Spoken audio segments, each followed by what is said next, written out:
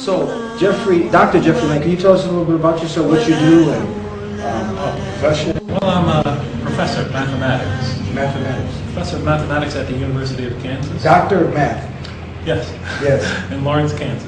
Okay, good. How long have you been doing this? Well, I've been a professor since I was 28, so that would be, 27.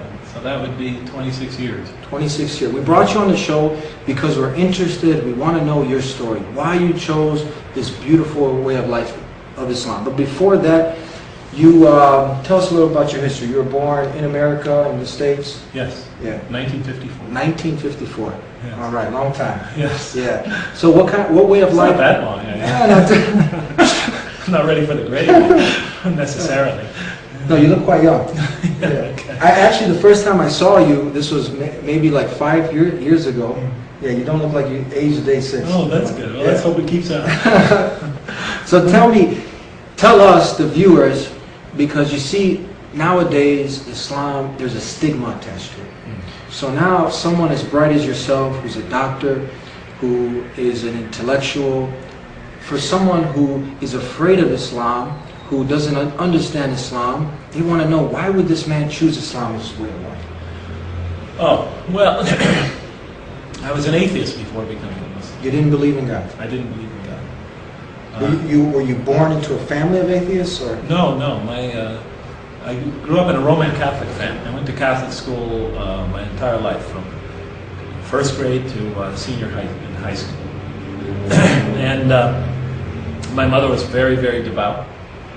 My wonderful woman, wonderful believer, extremely charitable. My father, he believed very much in God and in the Catholic Church, but he had a terrible drinking problem. He was an alcoholic and he was very violent. So at an early stage in my life, I mean, living with a nightmare of my father's violence, and the target of that violence was usually my mother. And I remember praying when I was a little kid in bed, night after night, please take my father out of our lives. Stop this unending nightmare. The guy, it was that bad? It was that bad. I thought he was going to kill her. I thought I'd wake up in the morning and not find her there. Of course, I'm a young kid at the time, 8, 9, 10. As you grow older, you realize, oh, this has happened many times. She'll survive. So, but, it leaves very deep scars. So when I was 16, it created in me doubts about the existence of God. Why would God, this loving God, expose my mother to lifelong torment and torture? What sin did she commit to deserve this? Why would he let the strong oppress the weak? Why would he create us to experience such violence and suffering in this way? There's nothing wrong with wanting to know the answers to these questions. It's natural. Of course not. It is natural, especially when you're living with them daily. So doubts about the existence of God crept in early in my life. And they only got accentuated as I grew older, and we experienced the Vietnam War, experienced the race riots in cities like mine of the 60s, the assassinations of political leaders. It was rampant, or at least it seemed that way at that time. Heroes like John F. Kennedy and Robert Kennedy and Martin Luther King get gunned down, to replaced by the most corrupt rulers that we thought. So, why would God make it this way? The question, which was rooted in my childhood experience, grew as I got older. So when I was 16, since I could never find really, even though I was in Catholic school all of my life, and this is nothing against the Catholics, even though I couldn't find coherent and cogent answers to those questions, 16, I became an atheist. You wanted to know why the weak were getting oppressed by the strong. You wanted to know why all this corruption, these in society, and you were looking for answers, and the way of life you were brought up to didn't answer these questions. You have to remember, I'm going to Catholic school every day, and this is not against the Catholics, but I have many other things going on in my life. I'm exposed to religion every day. What about Christianity? I mean, we understand Christianity, Catholicism it has the same kind of creed that Jesus is God, He's the Son of God, He's 1 in 3. So what if someone says, well, you were in the wrong faith, why didn't you choose Christianity? Were you exposed to that at all? Yeah, well, I was a Christian at the time. Yeah. I mean, I was a Christian as I'm a Catholic. What's the main difference? Tell us, for the viewers that might not know. What's the difference when you say Catholic and Christian? It's just a branch of, it's a sect of Christianity. It's a sect. So you were a Christian. Yes. It's just a sect of Christianity. Yeah, it's the largest sect. It's the largest. Okay, yes, just in so the world. All right. So, I'm exposed to religion every day. It's part of my life because I go to school every day, and on weekends I go to church. So I have that going on. Meanwhile, I have these big questions looming in my life. Why would God create us here to suffer if He's supposed to be an all-loving God, as I was taught? So I have these contradictions in my life. My mother, the most saintly woman I've ever known, is suffering this violence and abuse of my father.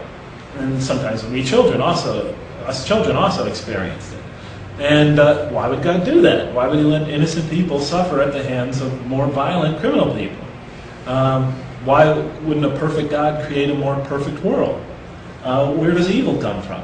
If everything comes from God, then evil comes from God. And so forth and so on. So, these questions grew, and as they grew and became bigger in my life, and they were big to begin with, I moved away from the church. Okay, moved away from belief in God. I just couldn't reconcile it. This was at quite a young age, 16. 16. So now there is a gap in between 16 and when you came to Islam. What age was that? 28. 28. In between them, real short, what were you doing? What kind of life were you living? Well, I just went out and lived my life. Yeah. So I tried to live a good life. I thought that, I didn't think that religions were totally invalid in the sense that the values that they preach were bad. I thought the values that religions preach were good. I would say I was a humanist. I believed that, a life becomes worth living, becomes more enjoyable, becomes more serene and peaceful the more you reach out to other people and help them. So, that part I took from religion. It was just the theology, the existence in a supreme being that made this world so chaotic.